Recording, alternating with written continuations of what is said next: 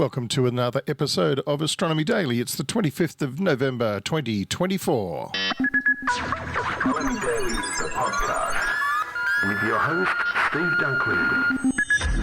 Oh, and only a month until Christmas, and for those of you who care, it's okay to put up the Christmas tree already, and for everyone else, it's just leave the TV where it is, and business as usual. Is that how it works, is it? Well, Hallie, only if you need to move the furniture around to erect a Christmas tree. I don't have that problem at my place. How did you solve it? Oh, well, I just pile all the guitars up into one corner and think to myself, well, that looks beautiful.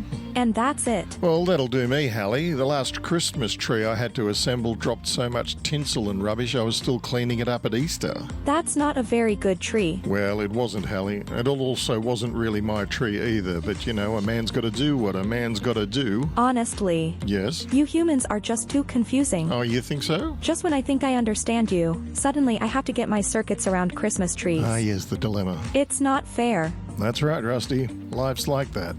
And speaking of not fair, Yes. tell us, Hallie, what have you got in your Christmas sack? Well, I know you are revisiting one of your comet missions today with a great story about the Philae mission. That's right. Listeners will likely recall in 2014, Philae was a little lander that was part of the Rosetta mission that touched down on comet 67P Churyumov-Gerasimenko. Good grief. Wow. I know. Do you want to say that again? Not in a hurry, Hallie. And I've got an interesting story about how astronauts show slower task performance in space, but still seem to be able to maintain cognitive stability. Interesting. And crikey.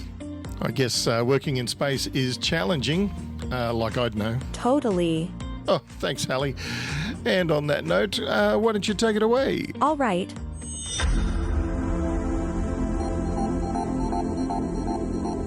The effects of space travel on human physiology are profound, subjecting astronauts to conditions such as radiation, microgravity, disrupted sleep, and high-stress environments.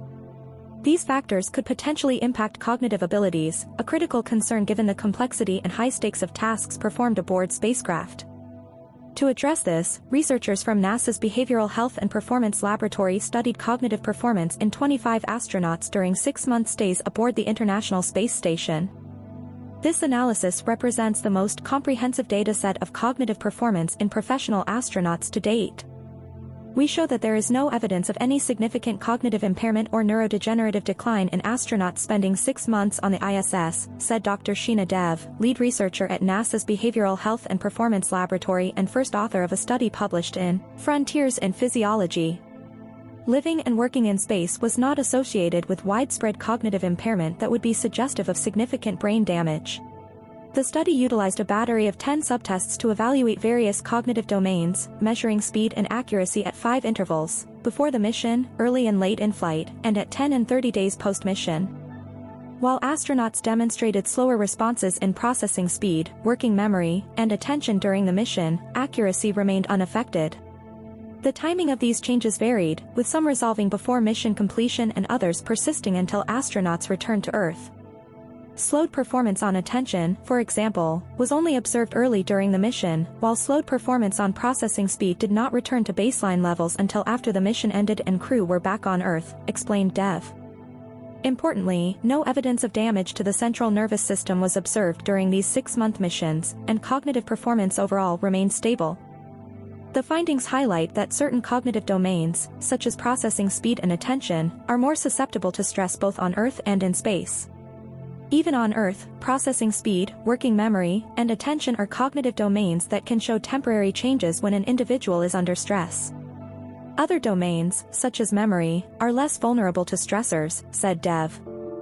The effects of space travel on human physiology are profound, subjecting astronauts to conditions such as radiation, microgravity, disrupted sleep, and high-stress environments. These factors could potentially impact cognitive abilities, a critical concern given the complexity and high stakes of tasks performed aboard spacecraft. To address this, researchers from NASA's Behavioral Health and Performance Laboratory studied cognitive performance in 25 astronauts during 6-month stays aboard the International Space Station, ISS. This analysis represents the most comprehensive dataset of cognitive performance in professional astronauts to date. We show that there is no evidence of any significant cognitive impairment or neurodegenerative decline in astronauts spending 6 months on the ISS, said Dr. Sheena Dev, lead researcher at NASA's Behavioral Health and Performance Laboratory and first author of a study published in Frontiers in Physiology. Living and working in space was not associated with widespread cognitive impairment that would be suggestive of significant brain damage. The study utilized a battery of 10 subtests to evaluate various cognitive domains, measuring speed and accuracy at 5 intervals, before the mission, early and late in flight, and at 10 and 30 days post-mission. While astronauts demonstrated slower responses in processing speed, working memory, and attention during the mission, accuracy remained unaffected. The timing of these changes varied, with some resolving before mission completion and others persisting until astronauts returned to Earth. Slowed performance on attention, for example, was only observed early during the mission, while slowed performance on processing speed did not return to baseline levels until after the mission ended and crew were back on Earth, explained Dev. Importantly, no evidence of damage to the central nervous system was observed during these 6-month missions, and cognitive performance overall remained stable. China has revealed additional insights into its manned lunar mission, targeting a moon landing by 2030, through a video presentation at the Human Space Symposium. The animation, released by the China Manned Space Agency, CMSA, showcases key mission aspects, including a lunar rover exploring the moon's surface and outlining a 3-day exploration route centered around the landing zone. The mission aims to achieve critical advancements such as enabling manned Earth-Moon travel, short-term lunar surface habitation, and joint human-robot exploration. Tasks include lunar landing, surface mobility, sample collection, scientific research, and a safe return to Earth. Key components of the mission involve the Lanhua lunar lander and the Mengzhou manned spacecraft. The Lanhua will be launched first aboard China's new heavy-lift Long March 10 rocket, awaiting Mengzhou's arrival in space. Once in lunar orbit, the two vehicles will dock, allowing astronauts to transfer to Lanhua for descent to the moon's surface. After their lunar exploration activities, the crew will return to orbit via Lanhua's ascent stage, redock with Mengzhou, and begin the journey back to Earth. CMSA plans to conduct pre-crewed flight tests and manned lunar missions to advance lunar science, resource exploration, and technology development. The agency also aims to facilitate large-scale experiments in areas such as lunar science, lunar-based research, and the utilization of lunar resources. Progress is well underway, with prototypes of mission-critical equipment, including the Long March 10 rocket, Mengzhou spacecraft, Lanhua lander, astronaut spacesuits, and the lunar rover undergoing production and ground testing. The development of the Long March 10 rocket, Mengzhou, and Lanhua with its lunar rover is progressing intensively, said Zhou Jianping, chief designer of China's manned space program. Several of these initial prototypes have been completed and are now in their testing phase to ensure readiness for future lunar missions, he added. The CMSA video presentation also highlighted prototypes of the manned spacecraft and the lunar lander undergoing testing, alongside operational ground facilities and testing equipment. Meanwhile, construction of the Wenchang spacecraft launch site continues on schedule. The Human Space Symposium, held November 21 to 22 in Shenzhen, China, brought together leading experts, astronauts, and academicians to discuss achievements in space science, the operation of China's space station, and the development of the National Space Laboratory. And that's all from me today. Over to my favorite human in the studio where, I notice, he has not cleared any space for a Christmas tree at all.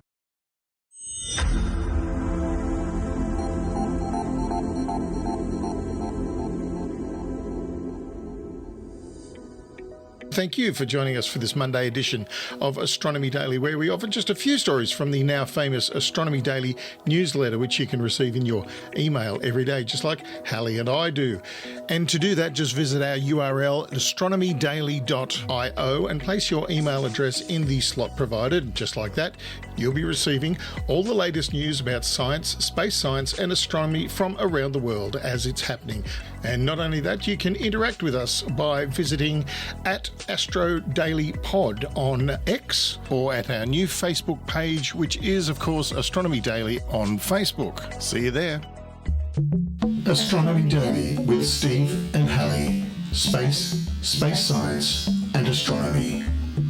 And I know Hallie's just nipped off to rearrange her battery collection, But she knows as well as I do that there's no room in this little studio for a Christmas tree. And if you could just see what I could see, you would know it was true.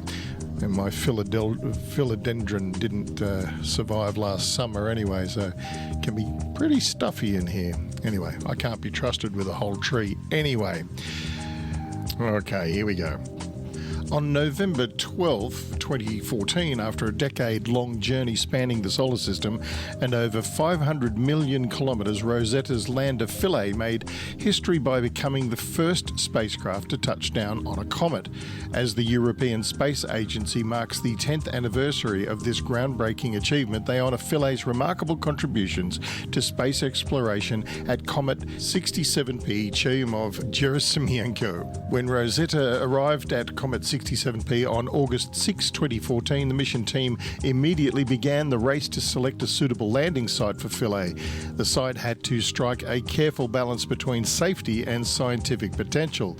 Using high-resolution images captured by Rosetta, scientists meticulously analysed and debated various candidate sites. After weeks of deliberation, they chose a smooth-looking region on the smaller of the comet's two lobes.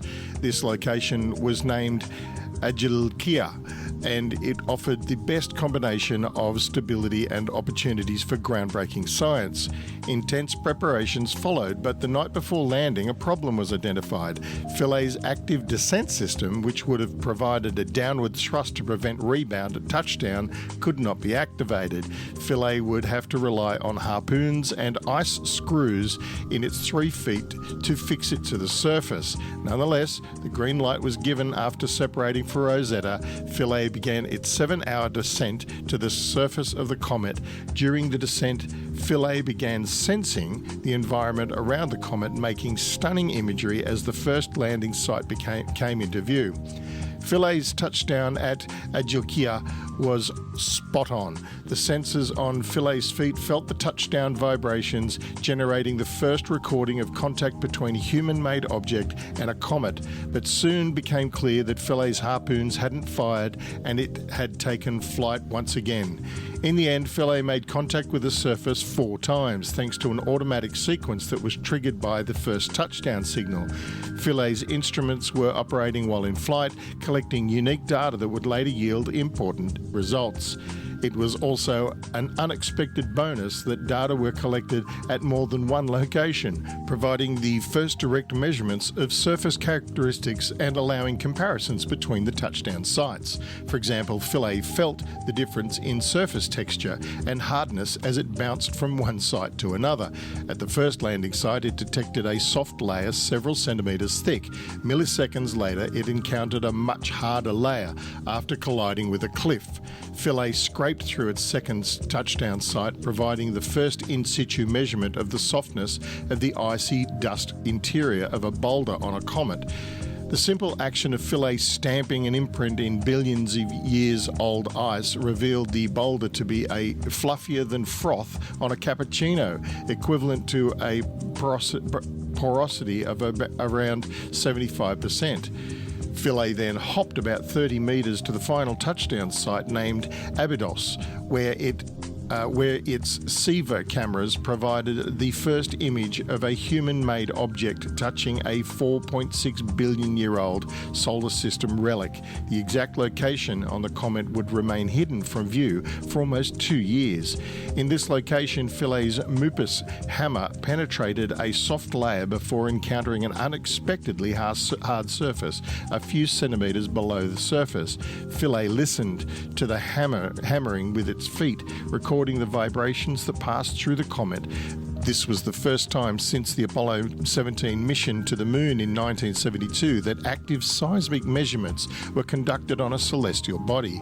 MUPUS also carried a thermal sensor which measured the local changes in temperature from about minus 180 degrees Celsius to 145 degrees Celsius, in sync with the comet's 12.4-hour day, the first time the temperature cycle of a comet had been measured at its surface. gas. Meanwhile, the CONSERT experiment, which passed radio waves between Rosetta and Philae through the comet in the first cometary sounding experiment, revealed the interior of the comet to be a very loosely compacted mixture of dust and ice, with high porosity of 75 to 80%. During the bouncing, Philae's Cossack and Ptolemy instruments sniffed the comet's gas and dust, important traces of the raw materials present in the early solar system. Cossack revealed a suite of 16 organic compounds comprising numerous carbon and nitrogen-rich compounds, including methyl isocyanate, acetone, propionaldehyde and acetamide that had never before been detected in comets. The complex molecules detected by both Cossack and Ptolemy play a key role in the synthesis of the ingredients needed for life. Philae's bouncing also allowed it to measure the magnetic field at different heights above the surface, showing the comet is remarkably non-magnetic. Detecting the magnetic field of comets has proven difficult in previous missions, which have typically flown past at high speeds relatively far from comet nuclei. It took the proximity of Rosetta's orbit around the comet and the measurements made much closer to and at the surface by Philae to provide the first detailed investigation of the magnetic properties of a comet's nucleus. In the end, some 80% of Philae's planned science sequences was completed in the 64 hours following separation from Rosetta and before the lander fell into hibernation. While Philae hibernated, Rosetta continued returning an unprecedented wealth of information from the comet as it orbited around the Sun, watching the comet's activity reach a peak and then slowly subside again. Rosetta's mission was drawing to its planned end with its own daring descent to the surface at a site named Sais. Philae's landing site was revealed in an orbit imagery, a final twist in what had become one of the greatest stories of space exploration. The European Space Agency has an impressive legacy in small body exploration, with the Rosetta-Philae double act inspiring the next generation of comet asteroid chasers. The European Space Agency's Giotto mission to fly by comet Halley, hello Halley, in 1986 was the first mission to image a comet's surface. The Rosetta mission was a natural step, becoming the first to orbit a comet as well as deploying a lander to its surface. Rosetta was also the first to follow a comet around the Sun, monitoring its activity as it made its closest approach to the Sun. Rosetta paves the way for upcoming comet interception mission, which, unlike its predecessors, will probe a comet visiting our solar system for the first time. As such, the comet will contain material that has undergone minimal processing, offering a cleaner look and a pristine material from the dawn of the solar system before it was sculpted by heat of the Sun. The mission will consist of a primary craft and 2 probes, providing a multi-angled view of the comet. The European Space Agency is also visiting asteroids with its flagship planetary defender Hera on its way to survey Dimorphos, following NASA's impact experiment to alter its trajectory, a grand-scale test of planetary defense techniques. Hera's orbit scheme is borrowed directly from Rosetta, and the mission's 2 smaller satellites carry radar and dust measuring instruments based on those designed for Rosetta. Meanwhile, Ramses will accompany asteroid Apophis as it makes an exceptionally close to flyby of Earth in 2029, and suitcase-sized Margot will be the smallest spacecraft to perform its own independent mission in space when it rendezvous with a small near-Earth asteroid later this decade.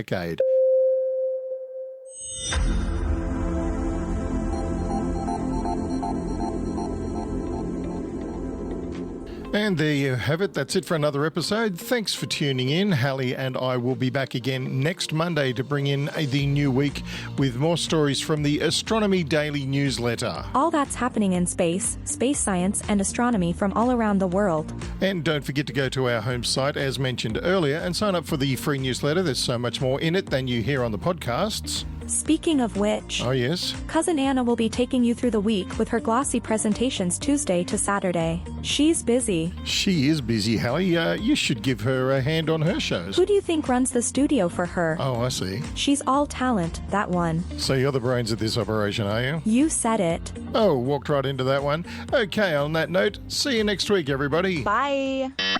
Astronomy Daily, the podcast, with your host, Steve Dunkley.